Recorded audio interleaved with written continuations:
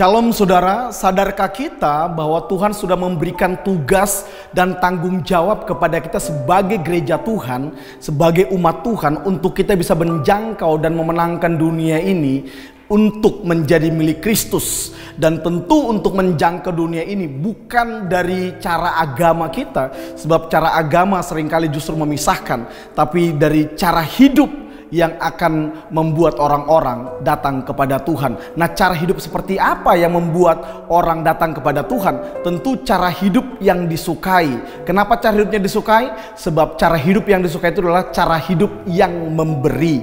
Itulah yang akan kita gunakan, itulah yang kita hidupi, supaya kemudian melalui itu gereja Tuhan bisa menjangkau dunia ini. Mari kita baca dalam Kisah Para Rasul pasal yang kedua ayat yang ke-45 dan 47, demikian firman Tuhan.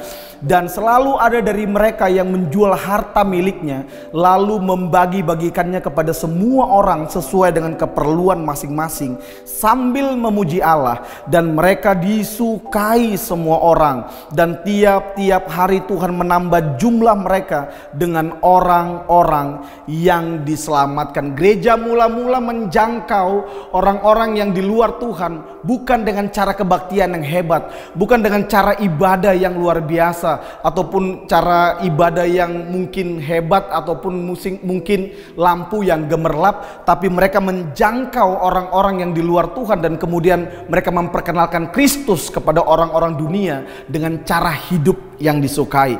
Mungkin pada waktu itu cara iman mereka kepada Kristus tidak disukai. Iman mereka kepada Kristus dimusuhi. Iman mereka kepada Kristus dibenci. Tapi Alkitab mencatat cara hidup murid-murid, cara hidup gereja mula-mula disukai banyak orang. Bukan hanya disukai, bahkan mereka disegani, bukan karena cara ibadahnya, bukan karena cara kebaktiannya, tapi karena cara hidup mereka yang disukai.